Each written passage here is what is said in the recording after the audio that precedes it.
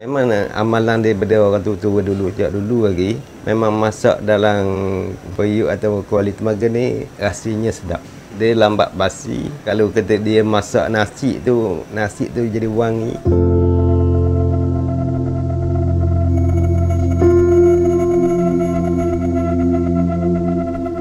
Kemahiran kita lah. Kita tengok apa yang tak kena, kita baikilah. Kalau tak jadi tu mungkin formula yang kita guna tu tak betul. Kalau ada kerosakan, kita belajar daripada kerosakan tu, kita baikilah. Ada tempat tak kena lah tu. Kalau barang tu kita buat tak menjadi, kita akhtiar lah, kita fikirlah cara mana nak mengatasinya.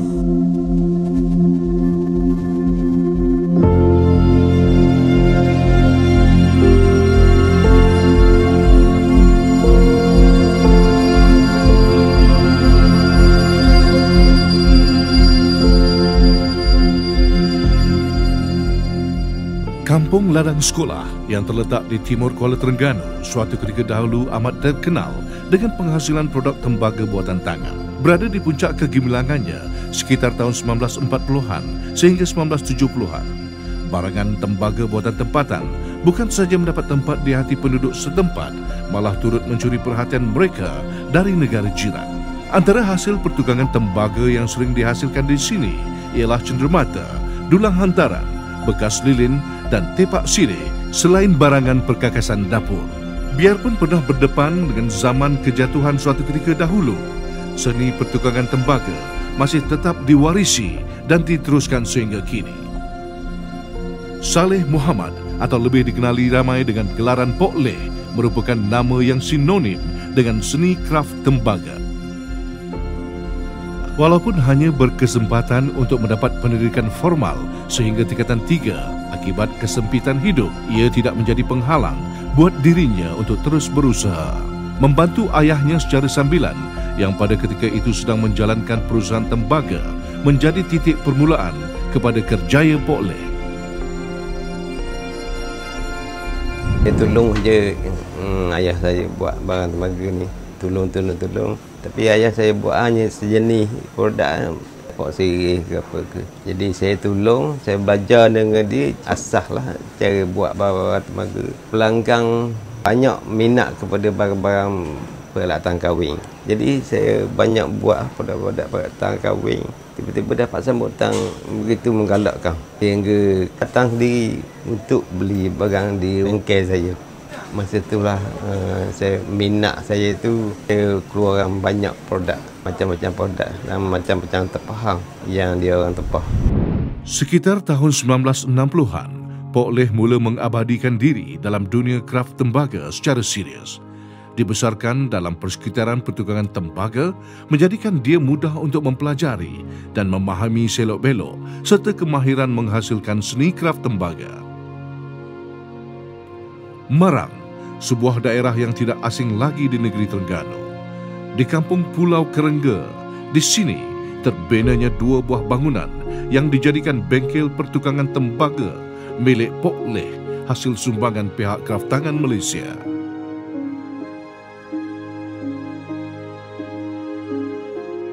Bengkel tempat asalnya Kampung Ladang. Dah kerajaan dah ambil semua tanah tu. Kita pindah beli tanah sini, kita buat bengkel sendiri lah.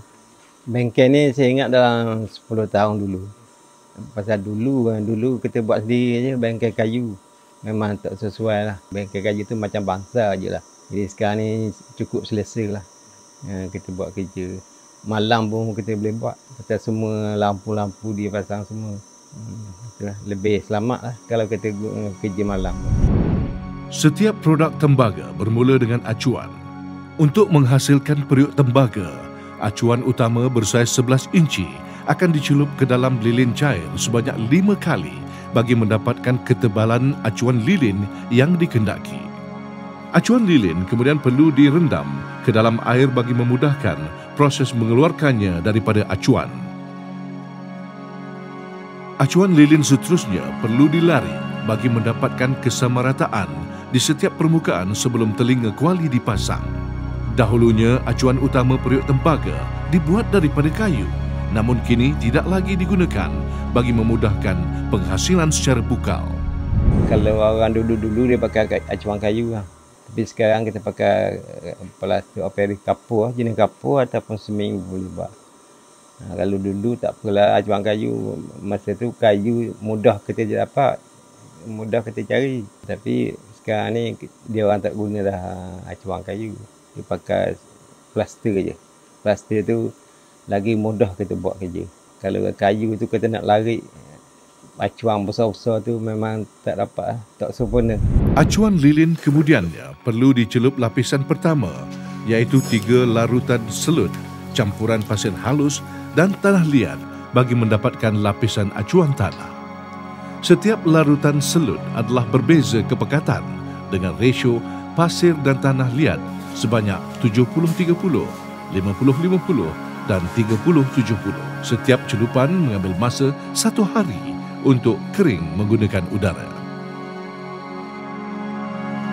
Mengimbau kembali nostalgia ketika mula berkecimpung dalam dunia pertukangan tembaga, Pantai Pandak yang terletak di Cendering menjadi lokasi bagi Pok Leh mendapatkan bekalan pasir halus. Keadaan pantai yang bersih dan terjaga antara punca pasir di sini digunakan Pok Leh untuk perusahaan tembaga miliknya. Hanya di sini sahaja pasir yang halus dan bersih, pasal pantainya belum terusik. Belum digali, belum didalamkan lautan. Jadi pasir tu masih elok dan pantai pun cukup landai. Maka pasirnya jadi halus dan elok. Pasir tiupan anginnya lah. Jadi pasir sini lah selalu yang saya datang ambil untuk perusahaan saya. Selain menjadi sumber bahan mentah kepada perusahaannya, Pok Leh turut berharap agar pantai ini sentiasa terjaga dan dipelihara untuk generasi akan datang. Acuan lilin dengan lapisan selut kemudian ditampal dengan lapisan kedua, iaitu campuran pasir dan tanah liat bagi menghasilkan acuan tanah liat. Keseluruhan proses harus dilakukan sebanyak 3 lapis bagi acuan yang kukuh untuk menampung tembaga. Setelah kering, cerobong untuk mengeluarkan lilin dibuat di bahagian telinga periuk dan keseluruhan acuan diikat dengan dawai bagi menambah kekuatan struktur acuan. Setelah lilin dikeluarkan, acuan kemudian dibakar bagi menstabilkan strukturnya sebelum tembaga dituang ke dalam melalui cerobong.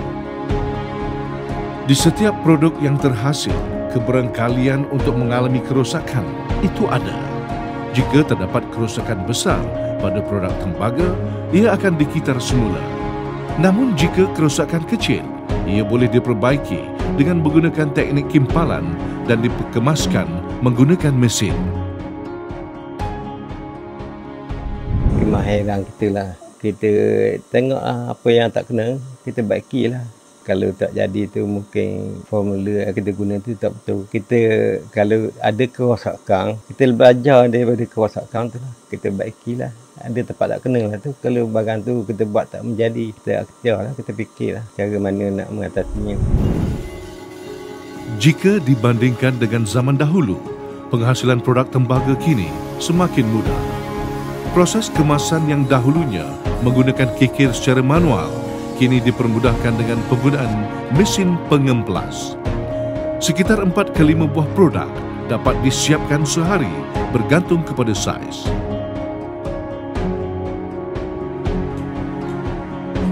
Antara yang mengerah kudrat serta mencurah masa dan tenaga di bengkel ini ialah Ahmad Sufi, anak kepada Pok Leh.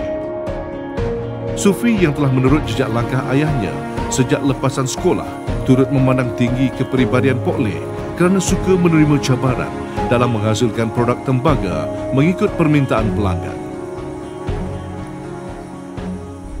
Dia berani menerima cabaran.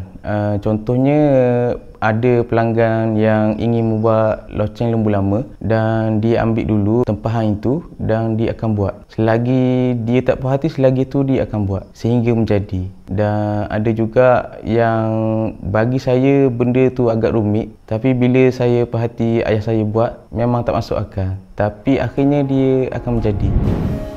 Sejak bermula di bengkel ini pada tahun 2010, Sufi ditugaskan untuk melebur tembaga.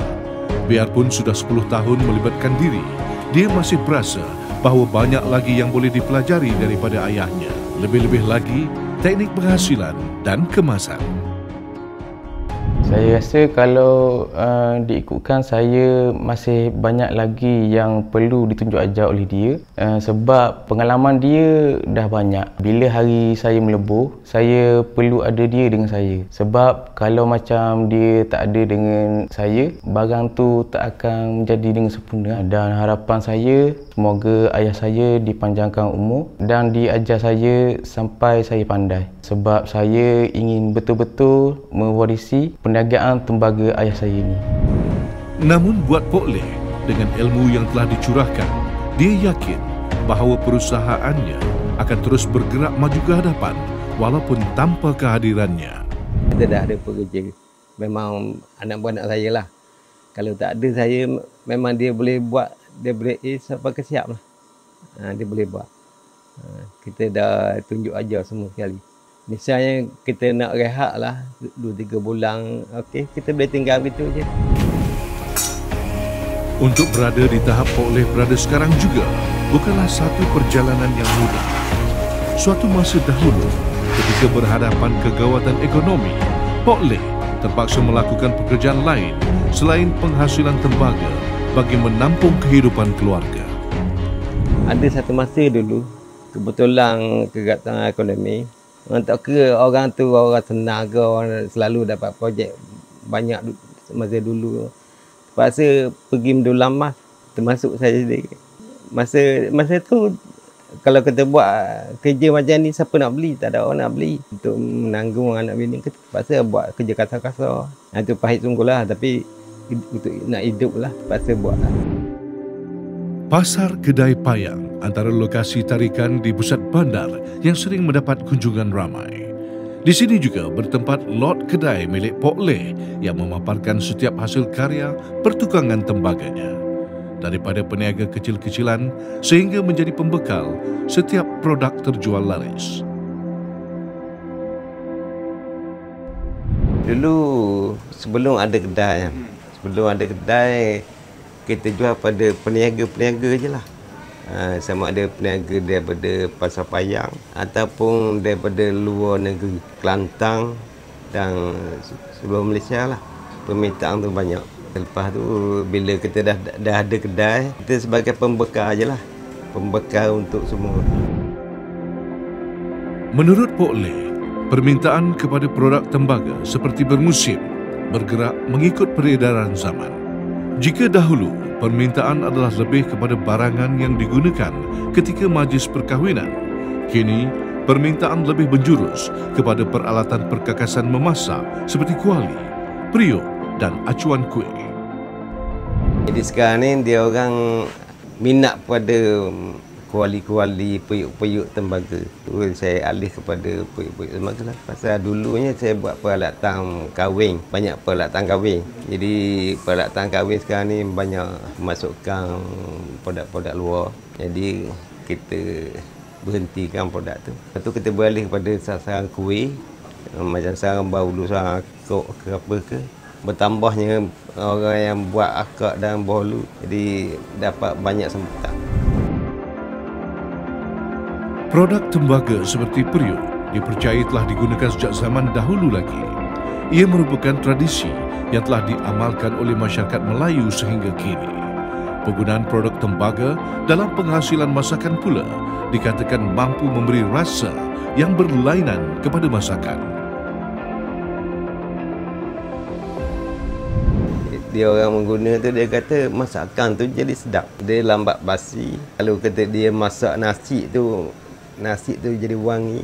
Memang amalan daripada orang tua dulu, sejak dulu lagi. Memang masak dalam periuk atau kuali tembaga ni rasanya sedap.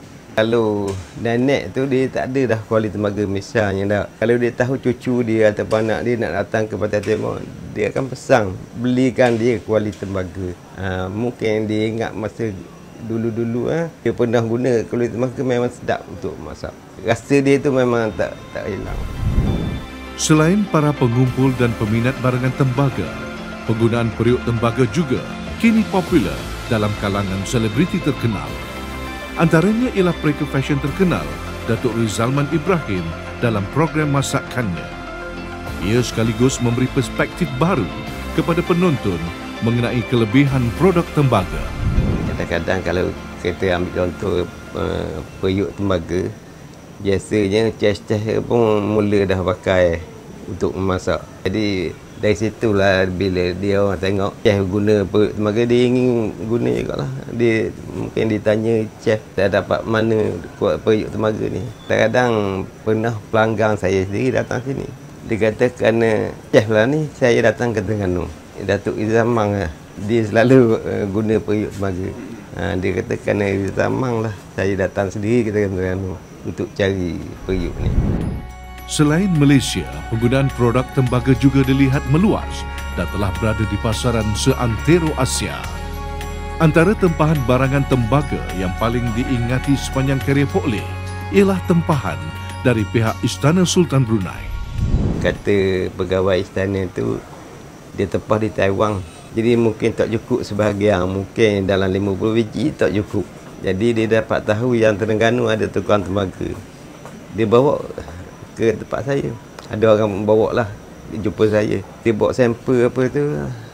Dia kata boleh buat tak barang macam ni. Ni dari Taiwan, sampel dari Taiwan. Dia tengok, saya cubalah kata. Saya buat sampel, saya hantar satu. Dia kata, oh, ada tukang Melayu di Terengganu boleh buat barang macam ni. Dia tak sangka. Alhamdulillah jadi semua. Kejayaan Pok Leh dalam memenuhi setiap permintaan pelanggan serta ketelitian dalam penghasilan produk tembaga menggunakan cara tradisional ternyata berbaloi. Tanpa disangka, Pok Leh telah dianugerahkan gelaran setanding bakatnya oleh pihak kraftangan Malaysia, iaitu Adi Guru Kraft Pertukangan Tembaga. Kraftangan dicalon berapa orang tak salah. Dia suruh kita siapkan 2 jenis ke 3 jenis barang. Macam pertandingan lah. Bertanding lah. Tiba-tiba saya dia bagi tahu saya yang dapat. Itu memang rasa sukalah. Satu anugerah yang susah juga nak dapat. Pasal dia dah bagi semangat lah. Kewangan ke apa ke. Memang tak terkira lah suka je. Jadi Alhamdulillah dia dirikan 2 bengkel yang tak mampu kita keluar duit sendiri kalau kita nak buat. Namun gelaran yang diterima itu tidak pernah membuatkan Pok Leh merasa lebih hebat daripada orang lain. Dia tidak pernah lokek dalam berfungsi ilmu dan sentiasa membantu sesiapa sahaja yang memerlukan tunjuk ajarnya. Dan dalam masa yang sama, masih lagi belajar dan sentiasa memperbaiki diri untuk lebih maju ke hadapan. Memang ada kadang-kadang sama-sama tukang lah bertanya kalau ada dia dapat tempahan yang suka sikit dia nak buat. Dia minta pandangan kita lah, tunjuk aja. Memang ada lah, memang banyak lah cara nak buat macam mana. Kadang-kadang pun saya sendiri pun buat ada yang tak jadi lah. Ada yang rosak. Kalau produk tu agak suka sikit nak buat, bila kita buat sekali 2 kali pun tak jadi rosak.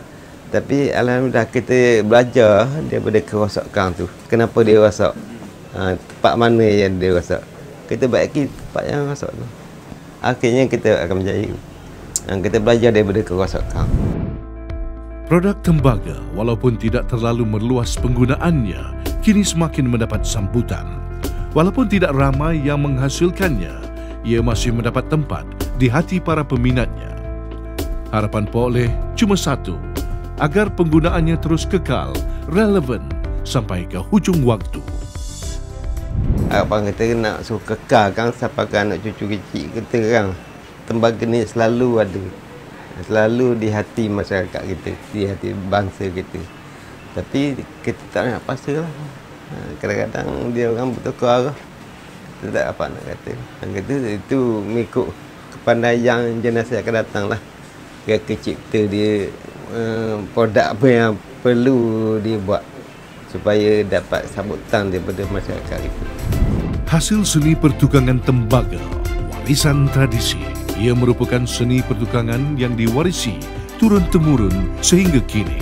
Karya kreatif ini seharusnya dijaga sebaik mungkin bagi mengekalkan tradisi dan adat Melayu. Semoga kilauan emas tembaga ini terus menyinar dan dihargai zaman berzama.